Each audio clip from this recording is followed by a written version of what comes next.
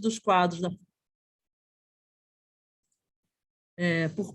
dos quadros da Fundação Getúlio Vargas e por convidados que participam dos eventos e transmissões online, representam exclusivamente as opiniões dos seus autores e não necessariamente a posição institucional da FGV. Reiteramos também que todos aqui presentes concordaram em participar desse evento de forma espontânea e, com isso, autorizo o uso de sua imagem para essa transmissão, que ficará disponível posteriormente nos canais oficiais da FGV. Então, tendo feito esse disclaimer oficial, queria dizer que, para mim, além desse aspecto comunitário, coletivo e de pensar, né, o Grupo CCB, é um prazer ainda mais especial estar aqui junto com a Karen Brondino Pompeu, com Marcos Emaís e com Marcelo de Rezende Pinto, que são professores, pesquisadores que eu admiro muito e assim, e tenho um carinho, né, especial. Assim, então, para mim, é uma alegria estar aqui para ouvi-los e para depois abrir as conversas dessa comunidade. E aí a gente vai começar pela Karen Brondino Pompeu. Primeiro, porque ela é mulher e a gente vai seguir isso. Segundo, porque ela começa com K, que é a ordem alfabética. E terceiro, porque, enfim, sei lá, os astros mandaram que a Karen começasse essa conversa. Aí depois a gente passa para o Marcos Emaís, depois a gente fecha com Marcelo de Rezende Pinto e abre para as perguntas. Mais uma vez, obrigada a vocês três pelas iniciativas que vocês desenvolvem, por virem contar um pouquinho dessa experiência aqui para a gente. Obrigada, Maribel, obrigada, Isabela, Marlon, Eliane, Thaisa, por organizar o evento. É sempre um prazer. Estive no ano passado, né? Participei do painel em que a gente falou sobre teorização e foi muito, muito bacana. E agora nesse evento de fechamento é para falar dessas iniciativas, e eu queria contar um pouquinho o que a gente tem feito. E interessante foram os astros que mandaram, Maribel, você começar comigo, mas a gente vai começar pelo mais júnior, né? Então, eu acho que é um jeito interessante também de começar, né? Eu queria contar um pouquinho o que é a plataforma que eu ajudo a organizar, né? Essa plataforma chama Conversações em Cultura e Consumo. É um grupo de pesquisa mesmo, né? E quem faz a organização do grupo sou eu, a Isabela e a Carla Abdala. A gente começou sentiu, né, a necessidade de ter esse espaço. Então, o que é? Né? Então, é um grupo de pesquisa, ok, mas para que ele serve? Né? E quem frequenta e quem constrói esse grupo? São pós-graduandos ou recém-doutores, e é um espaço de troca, de aprendizado e de produção. Né? Então, especialmente as pessoas que acho que terminaram o doutorado ali já na era Temer e depois a era que se seguiu, acho que se vê numa situação de desvalorização da carreira científica no Brasil muito pesada, né? E é uma das muitas iniciativas que existe na comunidade de CCT, no geral, de combate de isolamento, né? Isolamento institucional, o isolamento intergeracional, o isolamento geográfico, né? Então, outros grupos já também tomaram essa iniciativa, né? Tipo os scrutinizers. Então, a gente também nasce com esse propósito do combate ao isolamento, mas mais focado nesses pesquisadores em começo de carreira, que têm aflições, angústias específicas desse momento, né, de início de produção. E a gente começou em 2019, né? Eu já tô até com, acho que foi, né, Isabela, 2019. E lançamos a pedra fundamental num evento da Enampad, e vimos seguindo, construindo esse espaço. O que a gente faz nesse espaço? Né? A gente discute papers, a gente discute teorias, discute métodos, a gente apresenta projetos, a gente ajuda uns aos outros em processos de revisão, então, papers que estão extremamente encrencados, né? A gente apresenta e troca ideias de como ajudar a desenvolver, a gente também discute sobre a área, discute sobre mercado, é isso que a gente produz. E numa dessas muitas trocas, uma dessas conversas, a gente percebeu que um dos grandes problemas para cultura e consumo no Brasil é o trabalho de base, né? Então, a gente tem uma área que a gente acredita, que a gente entende como muito promissora para a investigação do consumo, só que a gente precisa que essa área se perpetue. E uma das dificuldades que a gente sente é conversar sobre isso com pessoas que têm pouca familiaridade com a área. E essa pouca familiaridade, especialmente quando a gente pensa na graduação, ou então com pós-graduandos mesmo, mas pós-graduandos que estão ou ainda no início do seu mestrado, ou que estão em outras abordagens, outras tradições de pesquisa, que quando param para pensar em cultura e consumo é uma coisa muito distante, né, da realidade. Então, o que a gente começou a pensar? Bom, a gente precisa ajudar a ter uma forma de ajudar o campo no Brasil ampliar o nível de conhecimento para esse público. Então, para esse público de graduação, para esse público de entrantes na pós-graduação ou de pessoas que estão fora. E mercado também, né? Pessoas do mercado que simplesmente ignoram que existe um corpo de conhecimento que pode ser útil para as decisões que eles podem tomar e que eles não sabem, né? Nem da existência. E a gente começou a discutir isso, né? Sentir essa falta, sentir essa ausência, e a gente chegou à conclusão que uma forma de fazer isso seria por meio de um livro, né? A gente começou a discutir isso há pouco mais de um ano, então foi um projeto que eu acho que até andou com uma certa velocidade, né? E aí a gente queria, com esse livro, então, vencer algumas barreiras, né? Então a gente queria vencer uma barreira da complexidade, então precisava ser algo que fosse rico conceitualmente, mas com uma linguagem acessível. A gente queria vencer uma barreira da língua, então a gente entende que há muito conhecimento gerado na área de CCT, mas a questão é que a maior parte desse conhecimento está em inglês. Então, ou ele está em português, mas numa linguagem pouco acessível para esse público, ou ele está em inglês, quando ele existe na linguagem acessível, ela está em inglês, o que é uma barreira.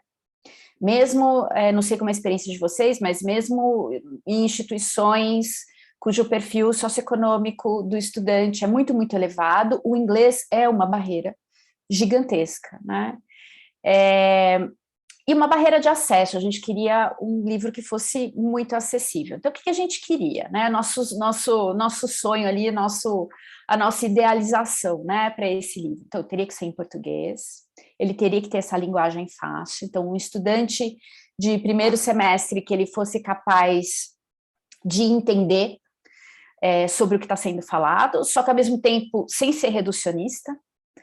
E isso foi um desafio incrível para os autores que toparam, né, os membros e não membros também, né, do Conversações de Cultura e Consumo, que toparam fazer parte desse projeto, porque a gente não para pensar o quanto a gente está acostumado a escrever para um público minimamente familiarizado, né? E quando você vai escrever para um público que não tem familiaridade, é outro emprego de raciocínio, né? De como você começa a contar aquela história, é outra narrativa, é outra aplicação de termos, enfim. Então, isso foi um desafio gigante para todos os autores que toparam. Então, a gente queria então, que fosse português, que tivesse uma linguagem acessível, mas que não fosse reducionista. E a gente queria que fosse um livro digital e que fosse um livro impresso. E por que impresso? Né? A gente fez uma série de pesquisas e percebeu que o acesso à internet é um problema para muitos graduandos e pós-graduandos quando eles estão fora dos grandes centros, e muitos ainda dependem das bibliotecas públicas, das bibliotecas das suas universidades, das bibliotecas físicas, dependem que seu estudo avance ainda muito pautado por essa por esse recurso, né, por esse recurso material. E a gente queria que ele fosse gratuito. Então, a gente queria muita coisa, assim, como fazer um livro com todas essas características e o mais complexo de tudo, né, que fosse um livro que não dependesse de recursos financeiros das pessoas para acessar a leitura. A gente concebeu essa ideia desse livro e a gente foi atrás de financiamento. Então, a gente escreveu uma proposta e nós fomos contemplados com o financiamento do CCT Consortium, e que bancou toda a parte da editoração, dos custos de publicação e dos impressos. E esses impressos vão ser doados para as bibliotecas de universidades públicas, né? A gente mapeou cursos que têm afinidade com o tema, para quem esse conhecimento pode ser útil, e a gente vai fazer essa distribuição dos livros impressos. Então, em primeira mão, o que a gente tem para contar para vocês hoje é que esse livro foi publicado nesta semana, e a gente tem uma felicidade imensa, né? Então, são 15 capítulos nesse livro, tratando de temas básicos dentro dos aspectos culturais de consumo. Temos 12 ou 13 autores no total, passando desde os assuntos mais simples, né, tipo, o que significa self, estendido, expandido, de onde vem essa história, até questões que propõem uma visão alternativa de mercados, né, para escapar um pouco da visão de que o mercado está lá fora e ele é algo a ser conquistado pelas empresas, né, que é a visão predominante nos livros textos de marketing que os estudantes, por exemplo, de graduação acessam. Essa é a única visão ali, né? Mercado é uma coisa estática, está lá, e cabe a você identificar as necessidades desse mercado e atender, né? Essa é a visão que está nesses livros textos. Então, temos alternativas para essa visão. Então, tem um capítulo da Carla Abdala falando de performatividade de mercado, tem o capítulo da Isabela e da Luciana falando das dinâmicas de mercado. Então, a gente vai desde esses conceitos muito básicos até essas abordagens que podem ser tomadas como mais avançadas, mais contemporâneas, na tentativa de ajudar. Então, assim, como que a gente ajuda a nossa comunidade, né? Conseguindo fazer esse trabalho de base que torne mais conhecida esse jeito de enxergar a pesquisa e esse jeito de produzir conhecimento na expectativa, né? Então, de ter mais trabalho CCT sendo citado nos projetos de iniciação científica, nos TCCs, nos projetos de mestrado, especialmente para esses estudantes que podem ter o inglês como uma barreira gigantesca da língua ou recursos limitados financeiros para acessar esse conhecimento, né? Não necessariamente essas instituições têm grandes bases de dados, né? Então, a gente pensou em poder quebrar essas barreiras, né? Então, a Maribel perguntou, né? Fala um pouco dos sonhos, né? Que tem. Eu acho que, não sei se eu gosto muito dessa palavra, né? Do sonho, eu acho uma coisa, não sei, mas tinha ali um desejo muito grande de que isso fosse possível, e com a parceria incrível desses autores que trabalharam pra caramba, né? Então, assim, uma força coletiva muito poderosa que a gente conseguiu constituir. Posso mostrar, Maribel, a capa do livro? Posso mostrar e posso compartilhar o link, já que ele é gratuito? Por favor. Vou compartilhar aqui com todo mundo, então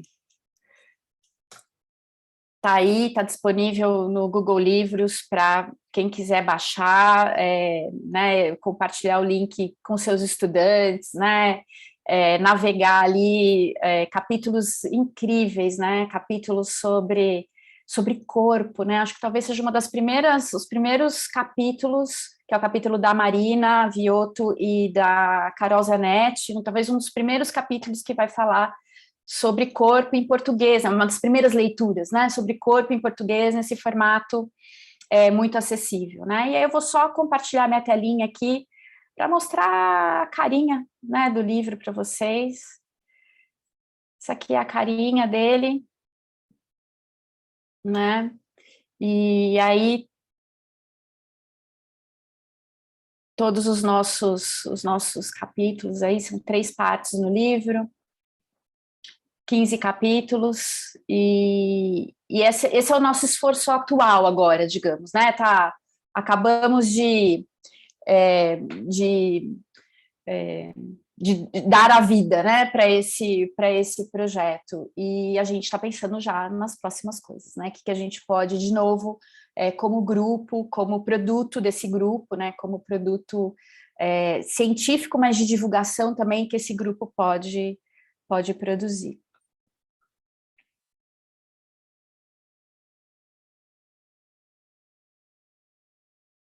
Vou devolver minha palavra para a Maribel. Maribel, fica à vontade.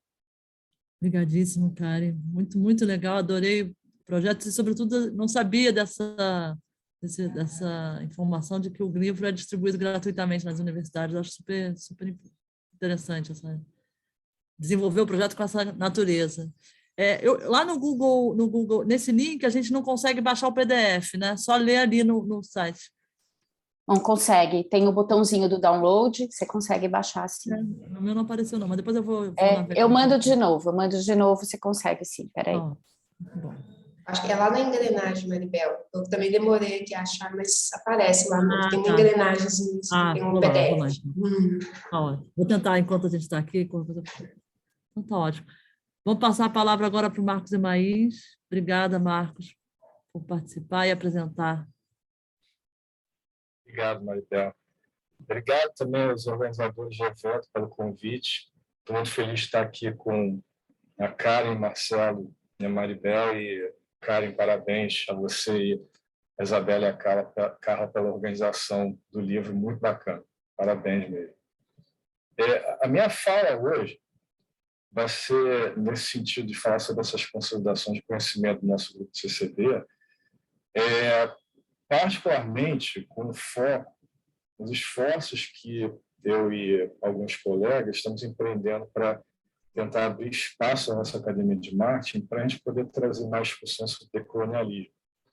E eu entendo que falar sobre decolonialismo dentro desse fórum, ele é adequado, dado que minha interpretação sobre o que é o CCB é um espaço plural, amplo e que abriga várias minhas pesquisas interessantíssimas, extremamente relevantes para marketing.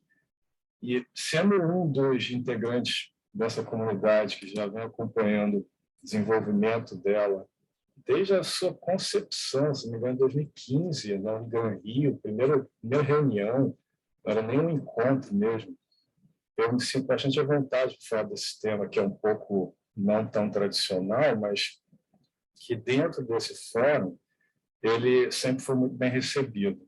Então, obrigado a todos pela oportunidade de poder falar um pouquinho sobre essas pesquisas, esse tema que vem sendo pesquisado por mim e vários colegas, e a gente tentar abrir mais discussões a respeito. Agora, só para posicionar também, assim, caso alguém não esteja tão a par na discussão decolonial, ela é uma tradição epistêmica que ela discute como que o sul global ainda sofre com a colonialidade do norte global, de maneira a restringir nossas formas de ser, de pensar, que não sejam alinhadas com preceitos eurocêntricos. Então, na verdade, o que o decolonialismo faz é questionar relações geopolíticas a respeito de determinadas estruturas que favorecem somente alguns grupos e não a maioria.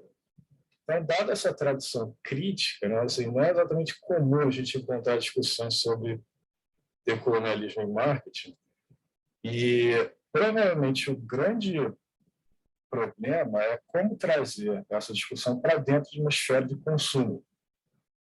E o caminho que tem sido trilhado por alguns pesquisadores é no sentido de analisar essas estruturas de poder dentro das teorizações relacionadas a consumo. Então, assim, eu fiquei muito feliz quando, no painel anterior, eu não sei quem, até gostaria de saber quem fez uma pergunta para a Eileen Fischer a respeito dessa questão de decolonialismo e se as revistas estariam abertas a receber Marcos, fui eu. Ah, que legal, cara. Muito, assim, cara, você me trouxe muita felicidade de saber que a Eileen Fischer fez uma pergunta, respondeu dessa maneira. Obrigado, Karen, pela pergunta. Então, assim, os esforços, né, que a gente vem empenhando, eles são no sentido de tentar abrir possibilidades para a gente trazer uma discussão mais plural dentro de marketing. E aí acho que a primeira ação que valeria se destacar, discutir, foi o Fórum Decolonial na RIMAR. RIMAR, Revista Interdisciplinar de Marketing, né, editada com brilhantismo pelo Francisco Vieira. E em 2020, a Renata Couto, Denise Barros e eu, a gente entendeu que seria interessante ter discussões sobre decolonialismo e marketing no Brasil em alguma revista. E a gente entende as dificuldades, naturalmente, assim, das revistas entenderem uma temática que ainda está começando a entrar dentro da área, e muitas vezes é difícil a gente até conseguir ter publicações. Então, a gente achou que seria bom a gente buscar uma revista que tivesse uma identidade plural como o nosso grupo, que é uma revista que a gente tivesse interações naturais e que teria um editor que aceitaria algo diferente. Então, a gente procurou o Chico, e aí o Chico, cara, ele nem titubeou.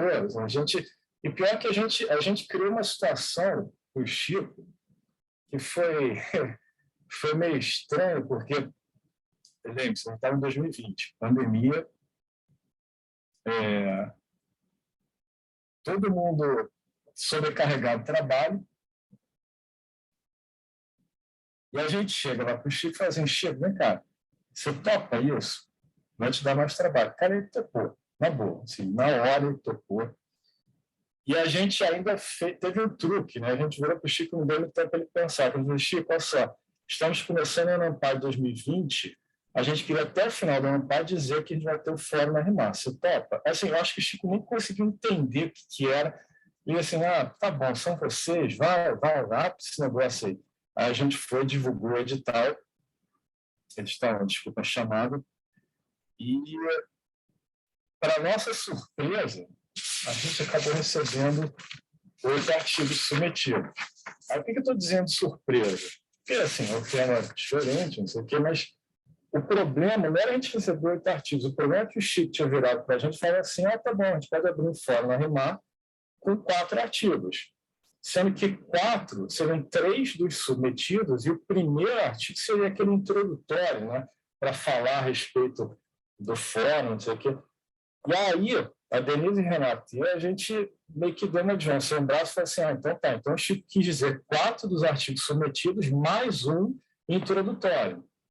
Quando a gente recebeu 8 artigos e todos interessantíssimos, a gente virou para o Chico lá perto e falou assim, Chico, quer dizer então que a gente vai poder publicar 5 artigos e mais um introdutório? E aí o Chico novamente ele aceitou. E a gente conseguiu fechar o fórum com 5 artigos. Desses artigos, a gente teve contribuições de vários dos nossos colegas aqui do CCB, né? O Marlon D'Amor com o Getúlio Reale, o Ronaldo Quintão com a Karen Duarte, a Laís Rodrigues, o Fábio Loredo, o Thiago Oliveira e o João Felipe Sarrebrão com o Klaus Pereira. E se vocês forem até olhar os artigos que foram publicados, todos eles trazem inquietações decoloniais para esferas de consumo e de marketing e levantam problemas antepistêmicos que a gente teria dentro da área. E as bases teóricas usadas por esses autores são realmente distintas das que a gente está tradicionalmente acostumado a usar dentro da área. Então, por exemplo, usou-se Paulo Freire para falar sobre questões de opressão, né, oprimidos, opressores, também usou-se questões, discussões sobre bem viver andino, né, assim, o bem viver andino, além de teoria de colonialidade do poder do Aníbal Quijano. Então, a gente teve, como um todo, 5 artigos muito ricos e que nós, eu, Renato e Denise, tivemos muita felicidade em poder entregar um produto final importante, e a gente entende que, tendo essa abertura nesse momento, a gente conseguiu criar um patamar que permite que esses artigos virem referências dentro da nossa academia para pessoas que, eventualmente, comecem a se interessar pela temática. E até a Karen, ela fez uma coisa maravilhosa, ela botou o link do livro. Eu não me dei conta disso, mas cara, se a Renata Couto tiver de bobeira, quiser botar o link desse nosso fórum da Remar, eu acho que seria muito legal para acompanhar, né, junto com o livro da Karen. E, cara, assim, a minha lógica também foi o seguinte: já que eu estou aqui, né, me deram a abertura para ficar falando sobre esse tema e falar sobre o fórum, então tem que fazer o jabá direito, né? Então, assim, Renato, se puder botar assim, o link, acho que é importante. Agora, para promover esse fórum, a Denise, Renato e eu, né, a gente criou alguns eventos. E a ideia era convidar acadêmicos e não acadêmicos para falar sobre suas experiências com o decolonialismo num espectro até mais amplo, não necessariamente restrito a marketing e consumo. Então, a gente teve 5 encontros que foram de fevereiro a junho de 2021, e cada um deles contou com artes lindas que a Renata fez.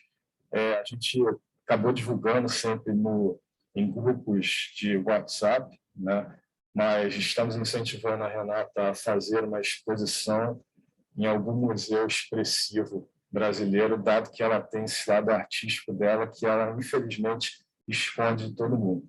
Mas entre os temas que foram abordados nesse evento, a gente teve discussões acadêmicas, discussões não tão acadêmicas, e entre essas não acadêmicas foram muito ricas, até para a gente entender essas diferentes realidades decoloniais que a gente não está tão acostumado. A gente falou sobre raça, negritude, literatura, celebração de músicas de origem africana dentro de uma escola pública do Rio de Janeiro, além de cineclubes da Baixada Fluminense. E no último evento, em junho, após a revista ter sido publicada com o fórum, né, esse número com o fórum, vários dos autores que publicaram artigos nesse fórum estavam lá presentes, e a gente teve uma discussão muito interessante de fechamento desse processo, no qual a gente conseguiu refletir sobre várias questões de colonialidade associadas ao marketing dentro da nossa academia. Assim, além desse fórum na Remar, que foi muito importante para a gente conseguir avançar algumas discussões no nosso marketing, esse grupo também tem participado de temas dentro de congressos nacional e internacional, sendo claro que assim, provavelmente o que acaba mais tendo destaque são os encontros da ANPAD. Então, desde 2019, eu divido com o Ronald Quintão e o Eduardo Arosa o tema 10 da área do marketing da ANPAD, que é sobre abordagens críticas e emancipatórias em marketing. E a ideia da gente criar esse tema era conseguir ter um tema que abrigasse discussões que muitas vezes ficavam espalhadas dentro dos encontros da ANPAD e às vezes nem encontravam eco dentro dos temas porque eram muito diferentes. A gente ainda tem, né, assim, muitos temas que são voltados mais para discussões positivistas, então trazer uma perspectiva crítica no artigo para um tema que não é exatamente dessa linha, muitas vezes é difícil. Mas o nosso tema ele é um dos temas que, hoje em dia, a comunidade CCB tem como sendo os seus principais. Então, tem 4 temas, na verdade, que permitem que a gente divulgue nosso trabalho, escute nossos colegas e tenha debate muito interessante, porque são pessoas com visões de mundo muito similares às nossas. Então, assim, acho que vale a pena destacar aqui assim, o tema 3 de cultura e consumo, que é liderado pelo Luiz Alexandre e a Ana Raquel Luiz Alexandre Pessoa, da PUC, né, Ana Raquel Rocha, da UF. O tema 4 de construção dinâmica de mercado, do Marlon Daniel Rezende e do João Felipe Sarbrão. E o tema 9 de marketing e sociedade, liderado pelo Marcelo Rezende, o Nelson Abreu e a Olga Peppes. Mas cabe destacar que, no passado, a professora Letícia Casotti também foi uma das líderes desse tema, e a Letícia é a musa total do CCB.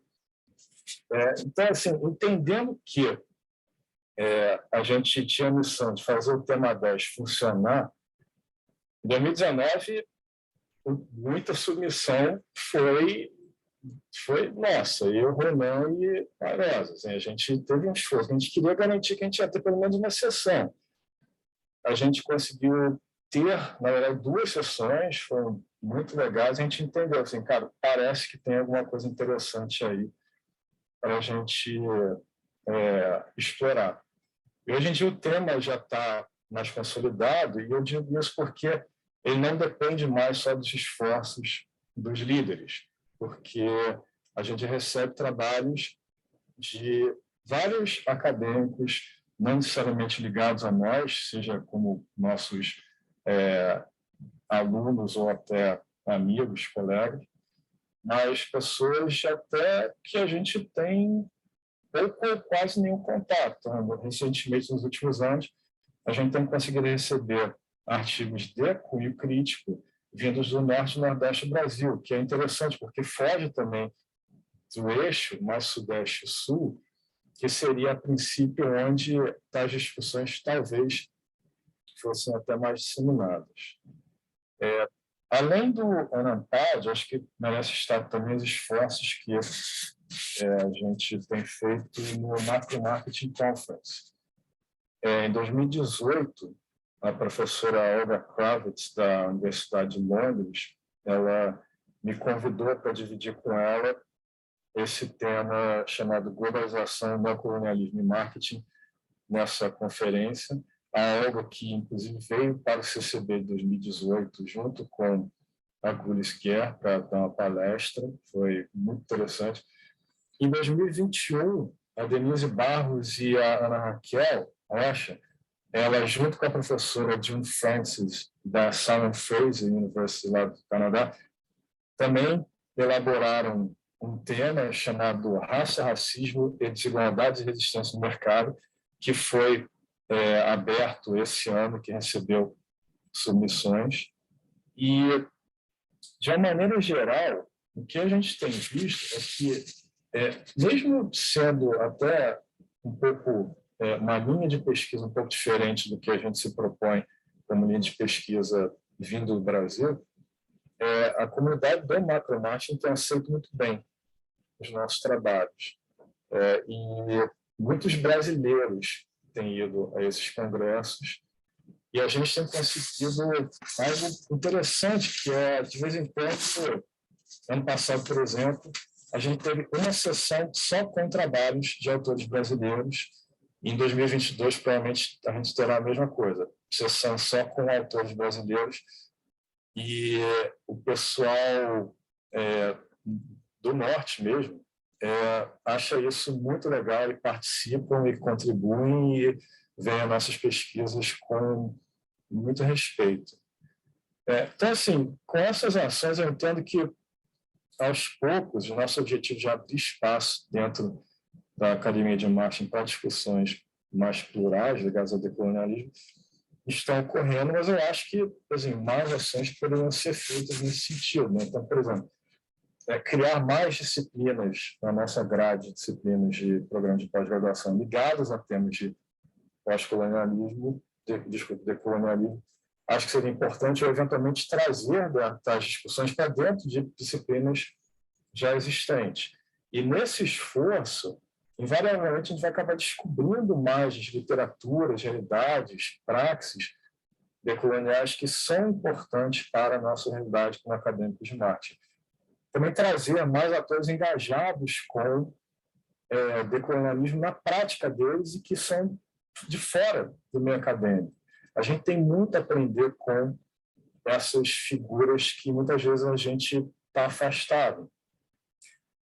Seria importante também levar discussões de decolonialismo para nossa comunidade de marketing, já que o tema ainda é muito desconhecido. É importante a gente divulgar esse tipo de trabalho, seja por meio de palestras, workshops, até apresentação de trabalhos, publicação de artigos, para a gente conseguir criar essa pluralidade de uma maneira mais ampla. Ressalto que seria importante a gente expor também os alunos de doutorado e mestrado nessas discussões, para a gente conseguir ter uma base, inclusive, sustentável de discussão num prazo mais longo. Além disso, engajar com a comunidade internacional que tem interesse em discussões decoloniais, e acho que, nesse caso, o mais importante seria, inclusive, engajar com colegas nossos da América Latina, da África e da Ásia, porque seriam realidades que eles entenderiam melhor o que nós passamos e que talvez o diálogo acabe sendo muito mais facilitado. E aí, para fechar, eu já passaria a palavra de volta para a Maribel. Acho que é importantíssimo que um livro sobre decolonialismo seja organizado pelo Marcelo Rezende. Obrigado pela palavra aí. Maribel, fica à vontade aí. Obrigadíssima, Marcos. E a provocação para o Marcelo, né, já é encaminhando a palavra para você, Marcelo. Aí você já pode responder a provocação do Marcos Emaís aí, e contar sobre o próximo livro também, além dos dois super interessantes que você já organizou. Obrigadíssima por participar aqui. Marcos, isso não estava no script, esse peso que você vai colocar nas minhas costas. Tá? Mas vamos lá. Mas obrigado, aí é uma satisfação muito grande estar aqui, primeiramente ter recebido o convite, agradeço aí ao Marlon, a Eliane, a Isabela, né, a todos aí os organizadores do evento. É muito bom a gente estar aqui participando, discutindo, revendo, ainda que virtualmente, né, tanta gente que a gente gostaria de estar junto. Então é muito bacana. E essa responsabilidade está aqui para fechar, né, fechar esse evento aí também, que eu acho que a Maribel já ressaltou. É um evento que vem ganhando, né, vem ganhando corpo, vem ganhando forma, e eu acho que a gente só tem a ganhar com isso, a nossa comunidade só tem a ganhar com tudo isso que a gente está passando aí. Então, obrigado aí por estar aqui. Eu preparei aqui alguns slides, tá? Posso compartilhar aqui, Maribel? Tá, só um minutinho. Por favor. Deixa eu achar aqui.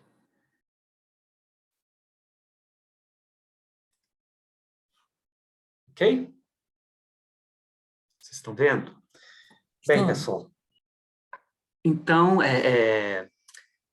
eu pensei aqui da gente bater um papo um pouquinho sobre contar um pouquinho a história, né, do que a gente vivenciou aí nesses últimos anos na comunidade, né, e que acabou culminando, e eu acho que aí está em linha com a primeira apresentação da Karen, né, com essa inquietação, né, e nessa, de certa forma, da gente tentar minimizar ou mitigar um pouco todos esses desafios, principalmente, que nós encontramos, né, eu posso dizer aqui, tem várias outras pessoas aqui na sala, que eu acho que vivenciaram, talvez, essa pré-história, estou chamando assim, né, da CCT no Brasil, né, fomos, talvez, aí, tem gente antes de mim até, né? Mas quando a gente, nos primeiros Enampades, começou a trazer essa discussão de cultura e consumo, né? Eu lembro que, na época, a gente nem falava de CCT, né? A gente não usava essa sigla, não tinha esse rótulo de CCT, né? Então, eu acho que é muito importante a gente resgatar um pouquinho essa história, né? Para que a gente entenda aí um pouco a minha a inserção aí nessa consolidação aqui e o porquê de eu estar aqui fazendo essa fala aqui nessa mesa. Bem, acho que alguns aqui vão lembrar dessa foto, né? Foi citada aqui. Essa foto aqui, gente, ela foi do primeiro encontro que foi organizado, né, pela Roberta, acho que na época, pelo Marlon, que aconteceu lá no Unigran Rio, em agosto de 2016, mais precisamente em 2000, foi 30 de agosto de 2016, e que a ideia era da gente discutir um pouco sobre o que poderia ser feito nessa nossa comunidade, do que a gente poderia consolidar, quais seriam algumas ações que poderiam ser empreendidas para a gente ter um caminho a trilhar, né? E dentre essas as ações, e foram várias, né, ações que foram propostas, vocês podem ver que ali na foto tem o quadro, né, o Marlon fez toda ali uma organização das ideias, tentamos organizar várias ideias, várias ações, né, sobre o que poderia ser feito, e uma delas foi justamente a gente tentar fazer essa consolidação desse campo por meio da produção de textos, por meio de produção de livros, e que a gente já tinha pensado anteriormente, tá? Muito em função de que, até 2015, a gente percebia, e aí eu posso falar disso, né? Talvez quem estava no Rio, talvez tinha ali uma efervescência maior, né? Pelas questões lá de CCT, mas eu aqui em Minas, né? Praticamente quase que sozinho, o Ronan depois estava aqui também, né? Aqui no Cefet, mas o que a gente sentia muito claramente esse certo isolamento, uma certa dificuldade, às vezes, de interlocução, né? De ter um momento, ter um espaço para se discutir, para avançar, para trabalhar junto, essa coisa toda, né? Então, até 2015, eu acho que a gente sofria disso, tinha isso muito claramente, mas acho que com a criação desse grupo, né, como eu falei lá em agosto de 2016, essas questões começaram a ser um pouquinho mais bem trabalhadas. Isso também, na época, aconteceu comigo, foi justamente em 2016, eu propus aqui no departamento aqui da PUC Minas, no departamento de administração, uma disciplina na graduação que chamava Cultura e Consumo, né? E aí, tive que brigar, entre aspas, né, para ter esse espaço, para ter essa disciplina. Quando a gente conseguiu, eu me deparei com outro problema. Eu falei, como agora levar essa discussão de CCT, né, no qual a literatura está toda em inglês, para um aluno de graduação, que muitas vezes, a Karen já citou isso aqui, né, apresentou muito bem, essa barreira que a gente tem muitas vezes com os alunos de administração, não só de administração, os alunos de graduação, né, com relação ao idioma, ao inglês. Então, a minha dificuldade foi, poxa, eu proponho uma disciplina e agora como é que eu vou levar essa disciplina para os alunos, sendo que praticamente 95% dessa literatura está em inglês, né? Então, foi aí, então, que surgiu essa ideia da gente pensar um livro, né? Isso lá em 2016 ainda. Eu lembro que nós tivemos um EMA, que foi aqui em Belo Horizonte, em que eu já estava com essa ideia, conversei com algumas pessoas, todo mundo topou, e aí, então, quando a gente vai lá em agosto de 2016, o livro a ideia já estava lançada, alguns convites já tinham sido feitos, né? Isso também ganhou força, inclusive lá no encontro, de que a gente precisava desenvolver um conhecimento mais nosso, mais nacional, sobre cultura e consumo, né? A literatura está aí, já tinha muita coisa escrita, muita coisa publicada, muita coisa interessante, vários papers, mas precisava de ter um olhar nosso, um olhar nacional, de acordo com a nossa cultura, com os nossos problemas, com os nossos desafios. E foi aí, então, que surgiu o primeiro livro, vamos dizer assim, chamado Cultura e Consumo no Brasil, Estado Atual e Novas Perspectivas, né? Na época, eu organizei, na época a Georgiana era minha orientanda de doutorado, nós fizemos aí toda uma série de convites.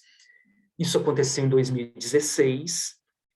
No início de 2017, a gente já estava ali trabalhando já com alguns dos textos, e aí foi outra coisa muito positiva que aconteceu, foi uma feliz coincidência.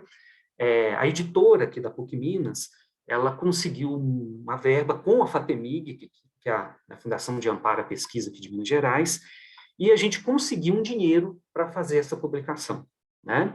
E aí isso foi muito positivo, de um lado, porque a gente aí conseguiu aí a custo zero, né? Não teve custo para ninguém, a editora conseguiu esse dinheiro. Só que aí teve um outro problema, né? A gente dependeu desse dinheiro da FAPEMIG para poder fazer o lançamento do livro, para fazer a impressão do livro, toda a parte. E a FAPEMIG demorou quase um ano para liberar o dinheiro, né? E foi o aspecto negativo. Então, o livro, que era para ter saído lá em 2017, ele estava pronto já em 2017, ele acabou demorando quase um ano, né? Foi sair só em agosto de 2018, e foi um livro que a gente acredita que foi muito legal, porque ele contou aí com a participação aí de mais de 20 pesquisadores brasileiros de vários estados, né? Nós tivemos Rio Grande do Sul, Minas Gerais, São Paulo, pessoal do Nordeste, aqui de Minas também, né?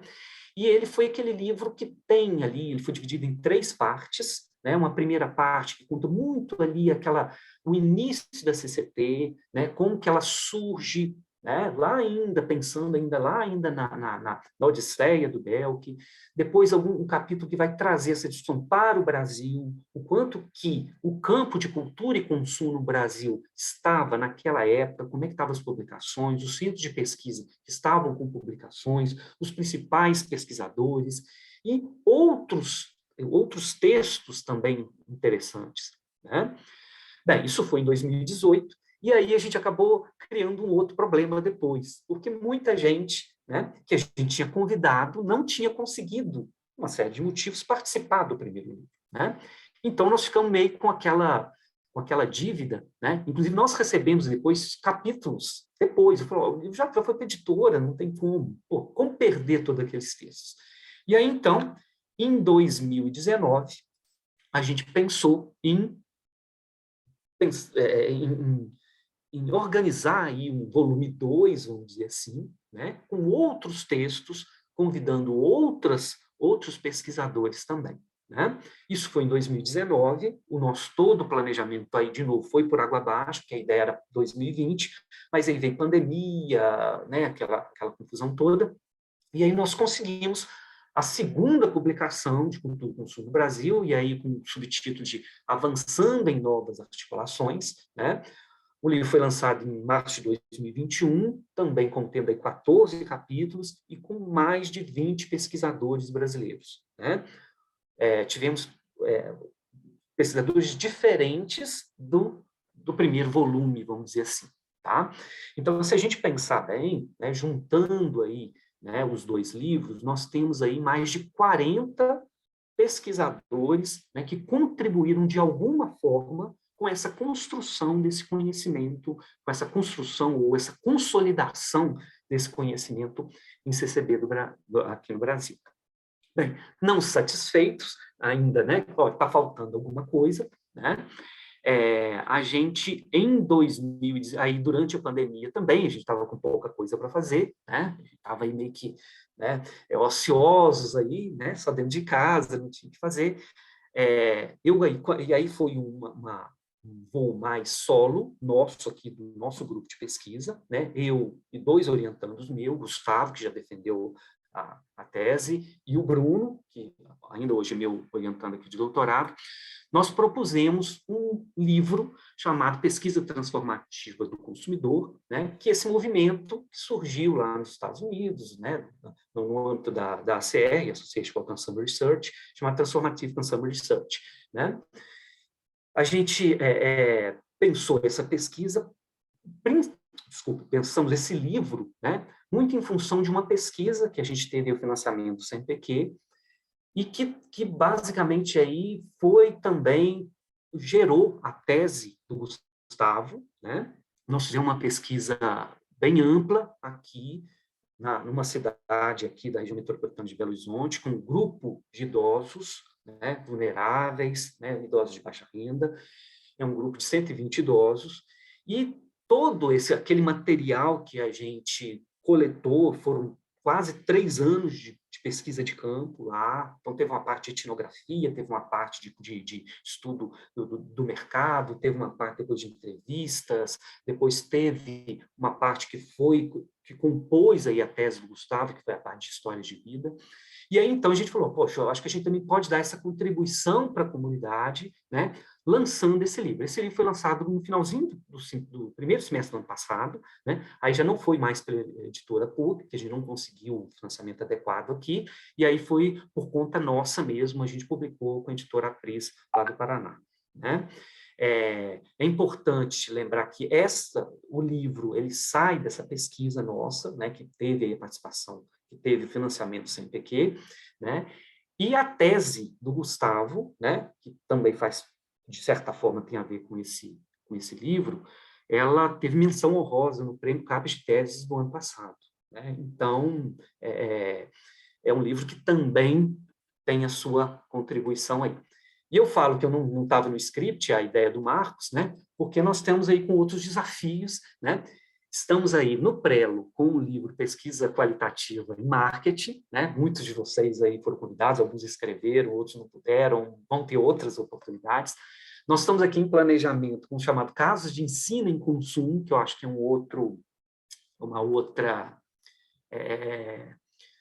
outra lacuna que a gente tem, né? Pensando também muito nessa questão da graduação, né? Quer dizer, da gente ter casos de ensino para ser utilizado lá na graduação, com casos não, né, internacionais, mas casos nossos aqui, de pequenos empreendedores, pequenos negócios, né, negócios do interior, essa coisa toda, tá? E agora ficou faltando aqui eu colocar essa ideia aí, né, Marcos? Mas isso aí a gente conversa depois. Bem, pensando hoje, né, a palavra-chave hoje, né, para quem é coordenador aí, trabalha em pós-graduação, né, até arrepia a gente quando a gente fala de impacto, né, porque é uma grande discussão que está aí nos programas de pós-graduação, né, e o que a gente entende de impacto de todos essas nossas aventuras, vamos dizer assim, com esses lançamentos desses livros. Primeiro, eu acho que a gente conseguiu e vem conseguindo uma aproximação maior dos pesquisadores da comunidade, né? Porque é uma troca, olha, eu sei o que um está escrevendo, o que o outro está fazendo, né? Gera sempre uma forma de discussão, uma forma de contato, uma forma de interação, né? De interlocução, que é muito bacana, tá? Eu acho que com isso a gente tem aqui, né, assim como a Karen ressaltou bem, perfeito, é isso mesmo, acho que a principal ideia é essa, quer dizer, a gente tem a disponibilidade de textos para aluno de graduação e também até de pós-graduação, por que não, né? E também para o público em geral, né? O aluno de graduação, né, na grande média, e o público em geral não tem acesso a periódicos, muito menos a periódicos internacionais, né? Então, o fato da gente ter livros, né, em português, que, de certa forma, podem estar lá na biblioteca, o aluno pode acessar, né, e consegue entender de uma forma muito mais adequada do que fazer esse aluno procurar periódicos internacionais, né? É claro que, com isso, a gente ganha aí, né, contribui com essa divulgação de pesquisas e discussões focadas na nossa realidade, né? E uma questão que eu acho que a gente também não pode negligenciar, que é muito bom, né, gente? Eu, pelo menos, adoro escrever capítulos de livro, porque a gente tem aquela liberdade maior, né, para poder expressar as nossas opiniões, às vezes até levantar certas leves, que muitas vezes a gente não teria, vamos dizer assim, liberdade quando a gente, às vezes, vai escrever com um periódico, né? Então, muitas vezes, é aquela ideia ou aquela impressão que você tem, ou uma opinião que você tem, que muitas vezes você fala, não vou colocar nisso aqui, porque o review, né, o avaliador vai lá, vai me detonar. No livro, você escreve mais leve, você escreve um pouco menos, se policiando menos. Então, acho que tem essas questões aí que são importantes. Bem, era isso. Tem meu contato, se alguém quiser mais alguma coisa. Obrigado mais uma vez por estar aqui e fazer parte desse momento aí que é tão bacana. Obrigada, Marcelo, e obrigada também por trazer a história, né? Lembrar aquela foto lá de 2016 e lembrar um pouquinho da história. E isso me conectou muito com a sessão hoje que a Camila moderou, com a Thaisa, o Daniel, né, e com o Bruno. Eu achei muito bonito, assim, fiquei muito emocionada de ver como esse grupo que acabou de se formar tem um aspecto que eu acho que é muito importante na formação de um pesquisador, que é o entendimento da ciência como construção social, né, e como uma comunidade, como resultado de um trabalho que é negociado e que é costurado em comunidade. E eu fiquei me lembrando da minha época do doutorado, em 2006, né, e a gente... E essa prática de comunidade não era uma prática corrente na época que eu comecei, né, tanto no mestrado quanto no doutorado. E aí a gente lá no COPEAD começou a organizar uns eventos que traziam os pesquisadores de fora, né? Trazia o Belco, o Cosinetes, a Joana Moisander, o DG, e uma coisa que a Letícia fazia questão, a gente fazia um evento que era mais para as empresas e aí tinha a parte acadêmica. A Letícia tinha uma iniciativa que não era tão comum naquela época, que era de convidar os pesquisadores relacionados de outras escolas para virem participar do evento. E eu acho que isso foi uma semente ali desse processo brasileiro, né, de formar uma comunidade. E aí era muito interessante que essa rede vai funcionando, porque aí eu me lembro que uma vez o Marlon ligou para a gente e falou assim, olha, a Lisa Penalosa quer vir ao Brasil, vocês recebem, aí você vai costurando essas relações, e é super bonito, eu acho que a gente conseguiu ir construindo isso cada vez mais forte, colaborativo, cada um trazendo, compartilhando. A Eliane também várias vezes organizou eventos e trouxe os alunos da gente para participar. Então, isso foi formando esse grupo que depois resultou aí no CCB, né? E eu acho que isso é resultado desses anos de construção, e o que a gente vê hoje são os pesquisadores formados com essa relevância, né? De que eu não sou um pesquisador isolado sozinho, né? Porque eu acho que a gente, no campo brasileiro, tinha muito essa lógica, né? Eu quero chegar lá sozinho, eu quero fazer uma publicação internacional sozinho, e que é o oposto do que é importante e relevante em pesquisa, né? Que é a gente compartilhar o conhecimento e a construção de um pensamento. Queria também, ainda dessa ideia de comunidade, isso eu, por exemplo, eu vivi muito nos 3 anos que eu fiquei na LABR, e que eu deixei agora em janeiro, né? Fechou o ciclo dos 3 anos, perceber também a importância dessa comunidade, né, que a Thaisa ressaltou muito na fala dela, e que eu lá, dentro da LABR, e dentro também de outras revistas que às vezes eu sou chamada como editora associada, de como essa comunidade ela tem um compromisso com a pesquisa e com o processo de revisão. Então, eu percebo, na LABR, enfim, servia de editora para artigo de tudo, de logística, de finanças, não, mentira, mas de logística, de organizações, enfim, de vários temas. E aí, o fato é que todos os artigos que vinham da área de CCT e de marketing, eu tinha um tempo de resposta muito mais rápido do que qualquer outra área. É claro que isso tem a ver um pouco com a rede que você tem, mas eu não tenho dúvida de que isso, e até comparando com os artigos de marketing de outras revistas, né, que chegavam também na área BE, de outras abordagens, essa comunidade respondia de forma muito mais precisa, rápida e construtiva nos trabalhos, né? Então, inclusive, tem algumas das pessoas aqui que eu conheci mais e comecei a admirar mais quando chegavam as revisões, eu via o tom construtivo e de colaboração. Então, quero dizer que isso se torna super importante, só para dar alguns exemplos de como isso é importante, essas plataformas, né? E essa noção de que eu não me faço sozinho, eu faço a partir dessa interação, né? Então, eu quero publicar, mas eu preciso revisar e ter esse trabalho de construir o trabalho do outro, colaborar com o outro e pensar nesse conjunto que se aperfeiçoa em conjunto. E aí, enfim, só para fechar a minha fala, queria chamar a atenção que isso é um aspecto que é muito valorizado dentro da ANPAD, por exemplo. Quando eles falam do grupo de cultura e consumo, às vezes eles falam do grupo de marketing qualitativo, enfim, eles podem dar outros nomes. Eu percebo que isso é alguma coisa admirada e, de certa maneira, invejada por outros pesquisadores da área de marketing tradicional, porque justamente a gente conseguiu construir essa relação de comunidade, que é uma relação de comunidade não no sentido de ajudar o outro, passar a mão na cabeça do outro e de acochambrar uma pesquisa que não tem qualidade. Não, pelo contrário, a gente construiu uma comunidade que, de certa maneira, ajuda o outro a melhorar a pesquisa dele, a fazer o melhor e a publicar o melhor. E, às vezes, enfim, até trazendo críticas pesadas nos artigos, mas de uma maneira muito construtiva. E aí, só para fechar, eu queria também abrir para as perguntas e para os comentários, só fazendo um estímulo aqui dentro dos estímulos que já foram feitos de um livro, né? Enfim, da gente continuar nesses próximos passos e aí nos sonhos.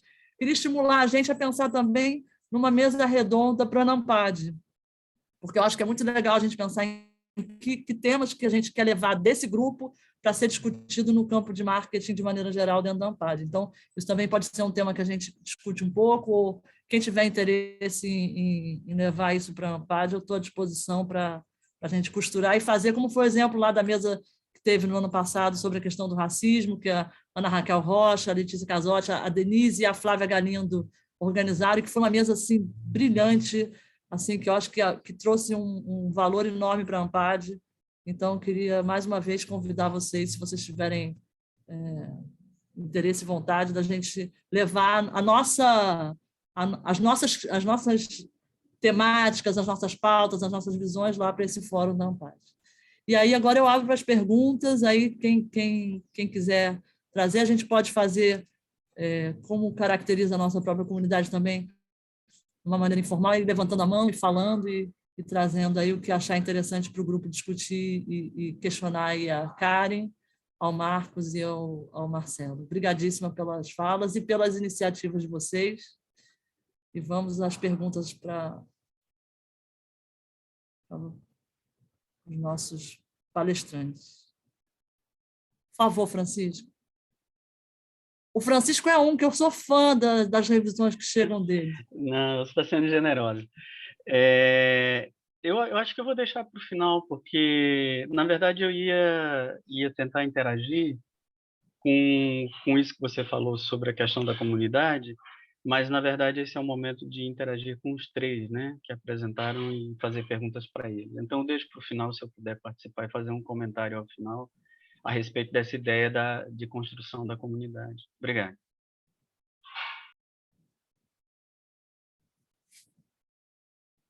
Eu acho que a gente pode ir idas e vindas. Eu não sei o que, Karen. A gente pode vir de um fluxo mais espontâneo, Francisco. Fica à vontade aí. Oi. Não, só fazendo um breve comentário, acho que você já lembrou aí do início, né? Achei incrível os exemplos, né? Tanto dos livros, né? E como eles são pensados hoje para a gente atingir, né, com uma linguagem mais simples, né, mais, enfim, como é que a gente expande, né, o que a gente pensa, né, e eu acho que é um grupo que pensa de uma maneira diferente, que pensa transformar alguma coisa, né, não necessariamente somos todos Transformative Consumer Research, né, Marcelo, mas eu acho que é um grupo que pensa em transformar. Então, assim, é só fortalecendo o que o Maribel falou, para a gente não perder essa ideia de integração mesmo, a gente fortalecer isso, né? Que eu acho que a COPEAD teve um papel muito importante, a Eliane continuou na FGV integrando, né? Então, assim, por exemplo, se existe um grupo como esse da Karen, né, da Carla e da Isabela, né, como é que a gente pode, o nosso grupo da COPEAD, de alguma forma, conversar com esse grupo? É claro que são grupos diferentes, mas será que a gente pode conversar e não esperar outro CCB, né?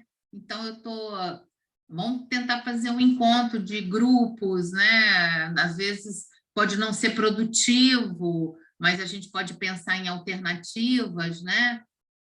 Não precisa esperar um outro CCB. Então, eu estou colocando aqui uma possibilidade, às vezes tem um convite dentro de uma temática, de alguém do nosso grupo, do grupo do Marcelo, ou de alguém, né, de qualquer outro grupo presente aqui, né? Voltando, talvez não seja produtivo, vamos juntar todo mundo, mas como que a gente pode, a partir desse aprendizado, né, duro aprendizado com a pandemia, mas essa possibilidade de não termos fronteiras nem nacionais nem internacionais.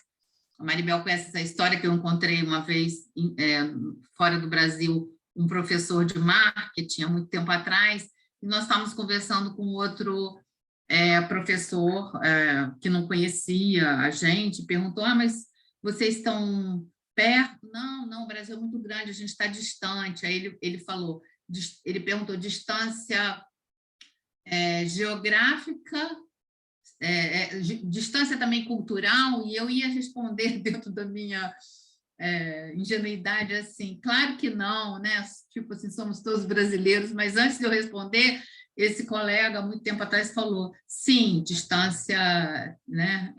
Temos ambas distância, física e cultural.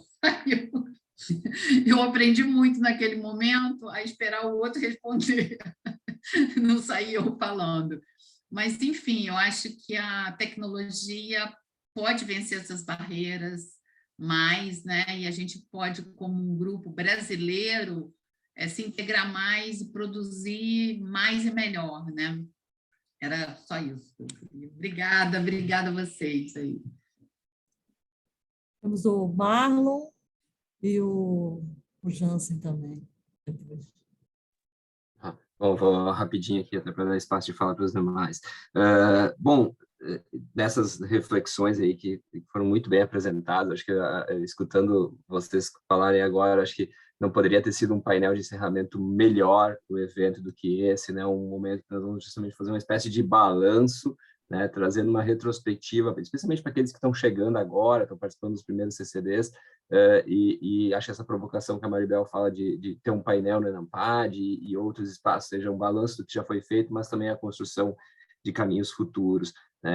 Lembrando, Marcelo, traz a foto de 2016, eu lembro que naquele encontro nós listamos uma série de atividades que poderiam serem feitas, e aí na saída, em algum momento informal, eu comentei assim, olha, alguém disse, será que vai acontecer alguma coisa dessas ações que foram pensadas, uma espécie de planejamento estratégico do CCB, será que vai sair alguma? Eu disse, olha, se sair uma, nós já estamos no lucro, né? Até agora a gente não tinha nada, se sair uma já é legal.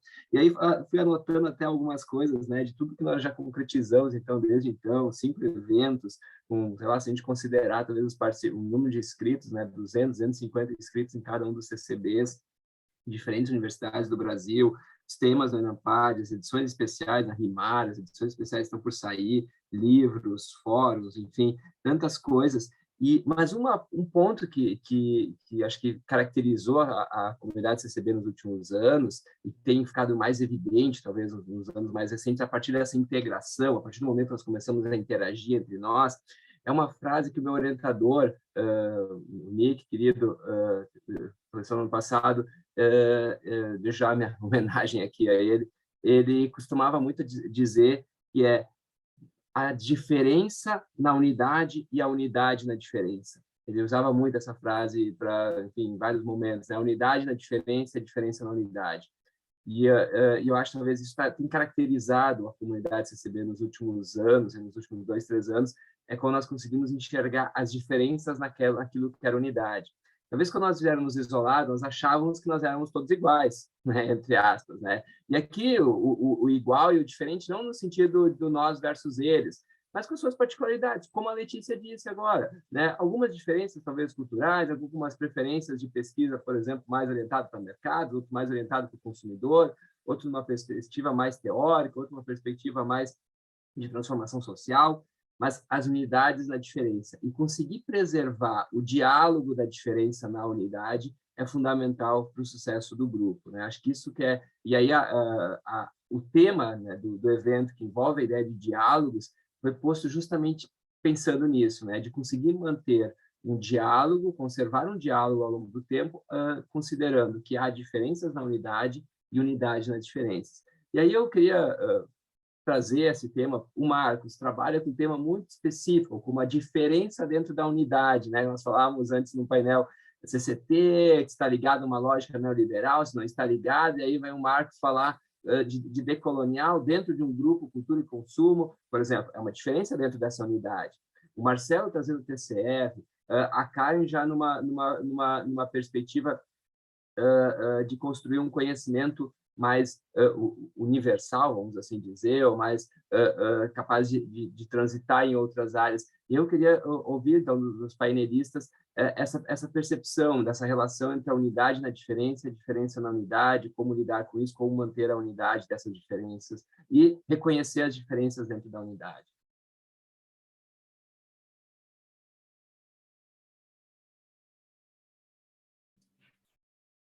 Quem quer pegar a fala do Marlon aí? Marcelo, Marcos, Karen? Posso pegar. Marlon, acho que seu ponto é excelente, assim, acho que temos alguns interesses que são comuns e alguns interesses que são próprios, né? E acho que o que a Letícia falou de criar oportunidades para que esses grupos transitem, né, troquem ideias dentro desses objetivos que são gerais, então a gente tem, pelo que eu entendo aqui, né, objetivos que são transversais, construir com mais solidez esses conhecimentos que estão produzidos aqui no Brasil, tornar esses conhecimentos mais amplos, e construir um conhecimento próprio, né, então a gente conseguir se livrar um pouco das amarras de ter importado algo, né? De ser algo que foi importado. Eu acho que esses interesses comuns são transversais e acho que a gente pode estabelecer esses contatos, mas preservando os pontos que tornam esses grupos relevantes para os seus microcosmos, né? Então, o nosso, por exemplo, tem uma questão de ser um grupo de pesquisadores júnior, né? E não tem nenhum pesquisador sênior lá. E talvez daqui a um tempo eu vá ter que sair, e a Isabela vai ter que sair, e a Carla vai ter que sair, porque nós somos ali talvez as mais velhas, né? E dá espaço para essas pessoas ficarem. Então, acho que também o conceito dessa entidade ser mais poderosa do que necessariamente nós ali como indivíduos, né? Então, é um espaço que tem esse propósito de ser esse lugar de conforto, de troca e de crescimento e fortalecimento entre pares que estão numa situação de vida, no momento de vida e de carreira muito próximas, né? Não dá para esse espaço se tornar um espaço permeado por pesquisadores sênior. Eu não vejo esse espaço assim, né? Mas existe um monte de interesses desse espaço que a gente pode investir junto com esses outros grupos. E aí eu acho que são esses pontos em comum que podem ir sendo amarrados, né? Com projetos que, de repente, possam ser possíveis também, né? Tem a questão, a Maribel provocou a gente no e-mail, né? Quando se marcou essa mesa, de quais são os entraves, né?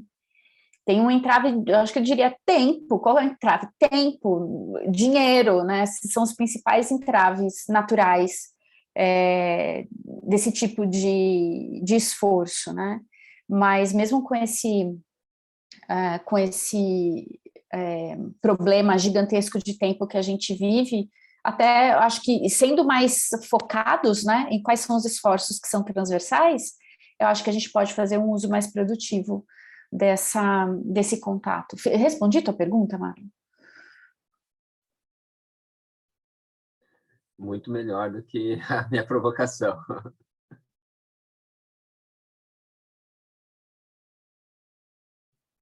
Não sei se Marcos e o Marcelo querem complementar. Eu até poderia comentar, mas eu não sei se de repente valer a pena a gente permitir as outras perguntas, porque eu fico com medo só de acabar o tempo. Assim, eu posso falar, responder o Marlon, mas eu acho que a Karen foi brilhante a resposta dela. Então vamos ao Jansen. Só que o meu é um comentário, mais um comentário do que uma pergunta. Na verdade, é um testemunho, se é que é possível. Assim, mas eu me sinto à vontade para fazer esse testemunho. Por favor, Jansen, você se sinta muito à vontade para fazer qualquer coisa que você quiser. Então, pronto. Então, eu queria parabenizar, né, os três pelas atividades que vocês têm feito. muito bom ver essa construção de conhecimento através da tentativa de uma certa forma, tornar mais democrático o conhecimento que a gente tem desenvolvido como comunidade. E, em especial, eu queria falar um pouco sobre como foi a Maribel. Ela falou sobre a nova remessa de pós-graduandos e como eles estavam desenvolvendo essa comunidade ou sentindo essa conexão uns com os outros. E realmente, para mim, quando eu terminei o mestrado na FGV, quer dizer, quando eu comecei o mestrado na FGV, eu sentia como se eu tivesse, assim, a faca e o queijo na mão para entrar nessa comunidade, porque eu via os eventos acontecendo na COPEAD ou na própria FGV, e as pessoas vindo de fora ou de outras partes do Brasil, e a gente construindo isso junto. Então, para mim, isso foi algo que me ajudou muito a entrar dentro dessas teorias e dessa comunicação, desse grupo que era tão diferente, assim, para mim, algo novo. Então, foi muito importante, assim, nesse período. E depois vem agora, né, durante o doutorado, o grupo Conversações, que a Karen falou, que, para mim, além da parte de, né, discussões e tudo mais, cabeça, existe uma parte quase psicoterapeuta, ou psicoterapêutica, do grupo, que é de compartilhar um pouco sobre os problemas, sobre as dificuldades que a gente, enquanto early careers, né, no começo aí da nossa história, a gente tem sofrido, assim, né, que a gente sofre normalmente. Então, eu fui entrevistado na semana passada por uma doutoranda da escola onde eu faço doutorado hoje, sobre a experiência do doutorando. E assim, para mim a experiência foi difícil de fazer doutorado, mas eu acho que eu tenho um saldo positivo de tudo, sabe? Mas ela falou para mim, ela revelou para mim no fim da entrevista, que eu não tinha ideia do quanto se falou sobre solidão em outros doutorandos.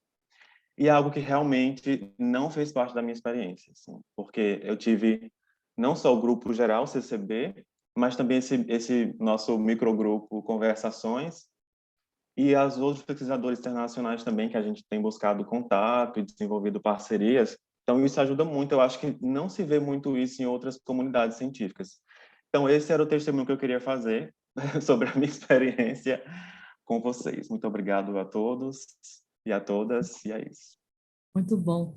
E, Jansen, você falando, e também a resposta da Karen à pergunta do Marlon, me lembrou de uma coisa também que é importante nessa história que o grupo está recompondo aqui.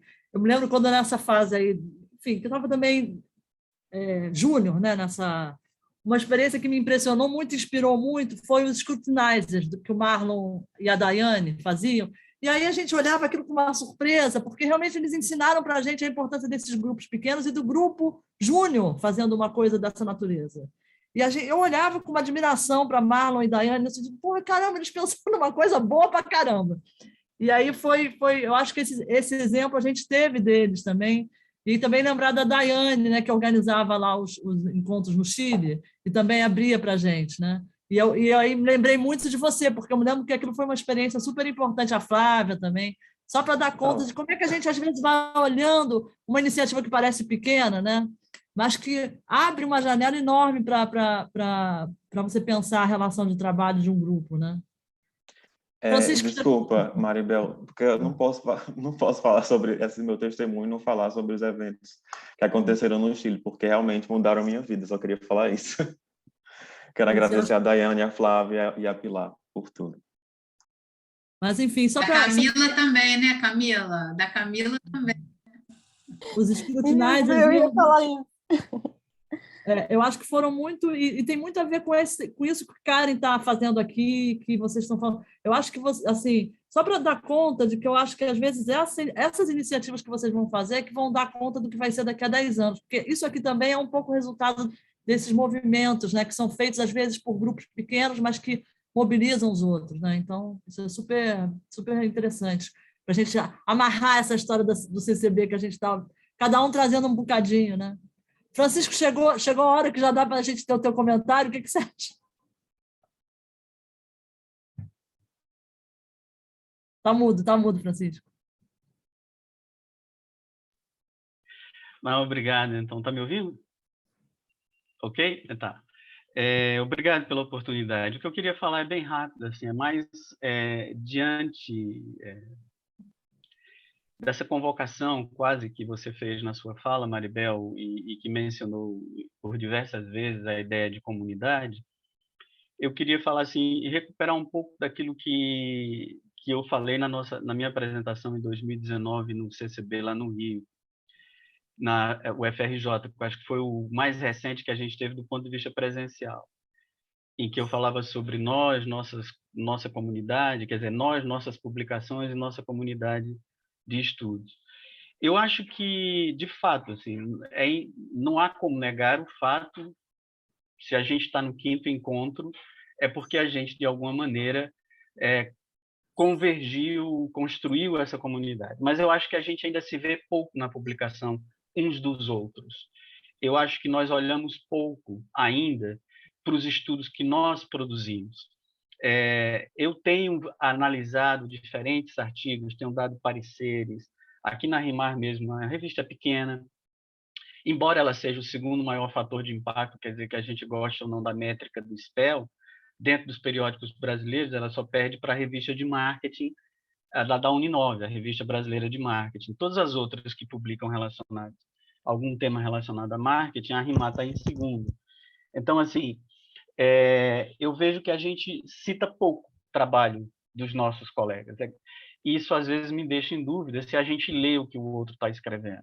Do ponto de vista de organização, e que eu destaquei naquela minha apresentação 4 pontos, por que a gente constitui uma comunidade? Primeiro, porque a gente quer legitimação. Depois, porque a gente quer respeito. Terceiro, porque a gente quer poder. E quarto, porque a gente quer ocupar espaço. E eu acho que, de alguma maneira, isso tem acontecido.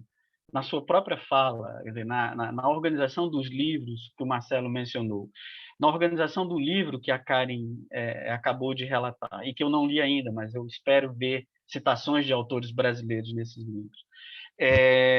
Pelo menos é o meu desejo. Assim, eu acho que é uma forma da gente caminhar no sentido de consolidar a comunidade.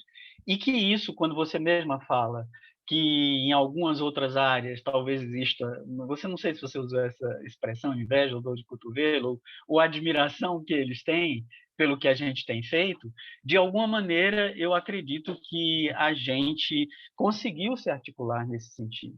Então, a gente conseguiu ocupar espaço, a gente conseguiu respeito, a gente tem se legitimado, a gente tem pesquisadores de fora que estão na nossa área e que vêm participar dos nossos eventos. Então, tudo isso a gente tem conseguido. Então, de alguma maneira, eu espero, e eu acho que a gente só vai se fortalecer cada vez mais, não estou dizendo que a gente tem que, peremptoriamente, obrigatoriamente, pagar um pedágio e ficar fazendo citação do trabalho um do outro, mas eu acho que a gente ainda lê pouco. Esse é o meu sentimento, pela minha experiência, pelo que eu vejo, a gente ainda lê pouco que o outro escreve e referencia pouco. Eu acho que isso é uma maneira também, não estou defendendo, entre aspas, nepotismo, como se fosse, né, de ter citação do colega, do que está ao lado e tal, mas eu acho que é importante a gente se ver dentro da própria área e ser valorizado pelos próprios pares. E eu acho que isso é um processo importante. Então, era isso que eu queria destacar. Obrigado. Muito bom, Francisco. Eu concordo totalmente com isso. Eu me lembro que teve acho que foi de 2018, desculpa, um CCB de 2018, que eu tive uma fala em que eu puxava muito isso, né, da gente. E aí até trouxe. Eu fiquei pensando nisso hoje, quando o Marcelo fez esse resumo, porque eu me lembro que eu trouxe um resumo de tudo que tinha sido publicado, onde tinha sido, os livros, aí tinha um livro do Marcelo, enfim, a RIMAR. E aí eu falava dessa importância da gente citar uns aos outros. E aí saí dali com aquela, né, fiz a campanha, e fui começar a olhar os meus papers. Eu falava, realmente, eu cito poucos, né? E hoje, até hoje em dia eu ainda faço isso. Só que hoje em dia tem uma coisa que eu meio que acionei como um processo, que é assim, às vezes na primeira rodada a gente vai na corrida e não faz. Mas na segunda rodada eu faço questão de sempre fazer alguma coisa de literatura brasileira. Porque realmente o que eu estou contando é o seguinte, por que eu estou falando disso? Até para mim, que acredito totalmente nisso que você está falando, e acho que se a gente não fizer isso, a gente também não evolui como comunidade, ou seja, a gente citar uns aos outros, a gente ler o trabalho dos outros, trazer para os nossos trabalhos e criar essa discussão, a gente também não evolui como comunidade, mas que isso exige da gente uma presença e uma atenção muito forte para isso, né? Porque no automático a nossa tendência é seguir essa ideia da cabeça do revisor, que vai nos cobrar muito mais por ter o artigo publicado no JCR nos últimos 2 anos do que ter o artigo brasileiro publicado, né, sobre o nosso contexto. Enfim, só para dizer que adorei tua fala, nesse sentido em que a gente faça isso. Para fazer isso, tem que ter quase um post-it na nossa frente, porque o automático da gente é responder ao campo que que valoriza muito o internacional e pouco o nacional.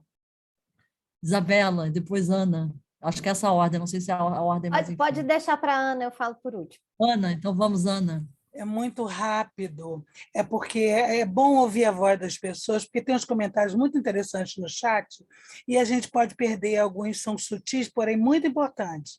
Quando Francisco fala, precisamos nos citar, tem uma fala implícita que é: estamos privilegiando a literatura internacional em detrimento do nosso próprio saber ou conhecimento formado por nós. Quando Benjamin, em algum momento, coloca nada mais colonial.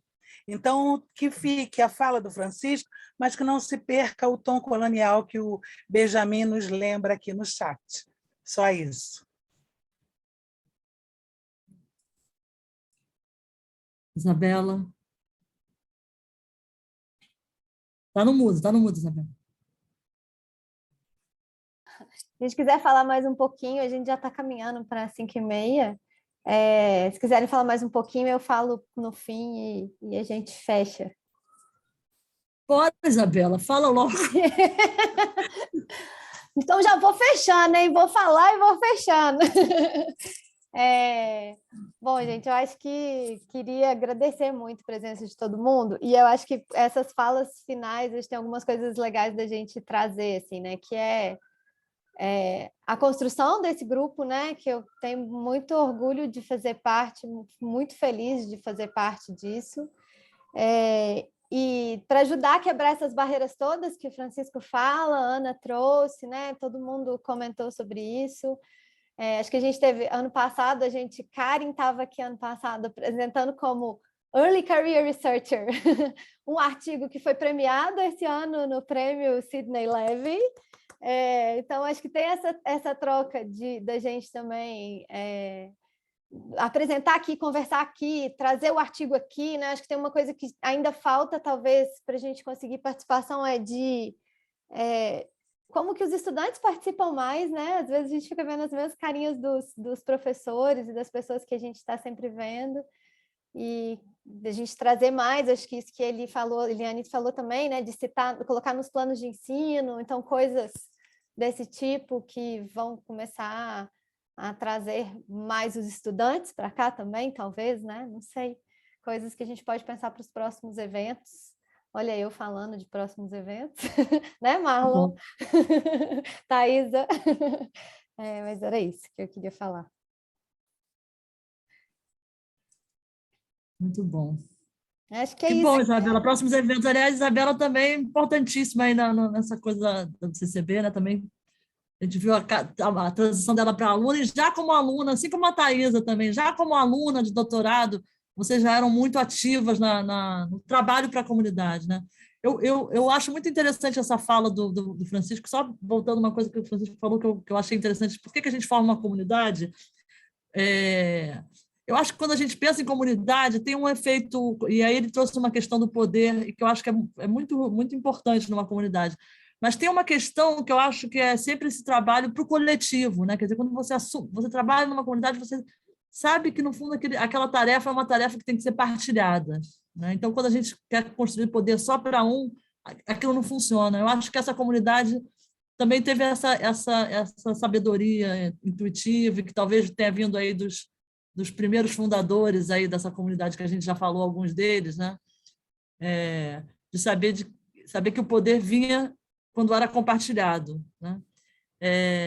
Só para também responder à provocação do Marlon do início, né, sobre a diversidade, foi muito interessante quando a ANPAD abriu mais temas, e como a nossa comunidade recebeu bem a diversificação de temas, né, porque isso representou uma divisão na cultura e consumo, né? Mas a gente achou isso muito fluido, né? E aí incentivou e fez esse caminho. Então, eu acho até que esse painel que a gente teve hoje, que tem falando sobre decolonialismo, falando sobre transformativa, né? Enfim, a Kari trazendo a visão de cultura de consumo mais tradicional, e a gente vê que esses grupos estão florescendo, também faz parte dessa lógica da comunidade que acolhe a diversidade e não vê isso como uma ameaça. Né? Essa é a ideia de que a gente continua se vendo com coisas que nos unem, mesmo que a gente vá por caminhos que nos estimulam mais e que são mais novas fronteiras. Porque eu acho que também no pensamento científico isso é que é legal, né? Quer dizer, a gente tem uma fronteira que a gente vê e que a gente quer abrir a picada e cada um tem a sua, né? Então, eu acho que essa ideia da diversidade, Marlon, vem também de um grupo que não está preocupado tanto com o poder no sentido de ter muito, né, ali, mas abrir também para que essas comunidades se fortaleçam, né? Enfim, queria perguntar aos organizadores, na verdade, agradecer mais uma vez aos organizadores do evento, por todo o evento que foi maravilhoso, por essa mesa final, e perguntar, e aí vou deixar para vocês encerrarem, se quiserem encerrar, enfim, encaminharem da forma que quiserem encerrar, Marlon, Eliane, Isabela, Thaisa, para fazerem os fechamentos aí. É só agradecer, né, gente? Agradecer a todo mundo, né, Marlon? Você fala aí também. Não, eu quero deixar devolver a palavra para fazer o encerramento, mas antes de te dar a palavra para o encerramento, eu, em nome, né, acho que representando a todos, eu queria tomar esse espaço aqui de fala para agradecer a Isabela, agradecer a Thaisa, agradecer a Eliane pela viabilização do evento, né, especialmente o esforço delas que tornou possível esse evento. A gente teve uma caminhada um pouco conturbada, né, e todo mundo acompanhou, enfim, o que foi o ano de 2021. Nós iniciamos o planejamento, acho que em outubro, novembro de 2021, nós iniciamos o planejamento desse evento, que iria acontecer presencialmente, que iria ser um evento completamente diferente na nossa concepção inicial, imaginando um mundo já livre do Covid, porque era no período que estava iniciando a vacinação. Então, agora chegou a vacina, no dia seguinte vai ser um encontro presencial e todos os nossos problemas acabaram. Nós só não sabíamos que ia ter inflação, dificuldade de acesso a recursos de órgãos de fomento, crise econômica, governo Bolsonaro, e que a gente não sabia que ia ter tudo isso ainda nos atrapalhando pós-pandemia. Passagem, né? Diga-se de passagem, né? E aí tivemos que reorganizar os planos de acordo com a nova realidade. E muito foi o incentivo da Eliane, dizer, não, nós vamos fazer um evento, o evento vai acontecer, o esforço da Isabela, da Thaisa por ir atrás. Então, eu queria, né, em nome de todos, eu acho, assim, agradecer especialmente a vocês três por terem tornado esse evento possível. Então, essa é a minha fase. Agora eu te devolvo a palavra para fazer o encerramento formal. Eli, Thaisa, vocês querem falar alguma coisa também? Só agradecer a participação de todos, acho que foi ótimo, os palestrantes ou as pessoas que se mobilizaram para poder fazer o evento acontecer, né, que são eles também super importantes, e especialmente agradecer a você, Isabela, a Thaisa e ao Marlon. Paciência comigo, que eu sou meio de pavio curto e vocês foram excelentes aí na parceria. Muito obrigada também. Você está sem som, tá? Já é isso. Não, Thaisa está falando e está sem som.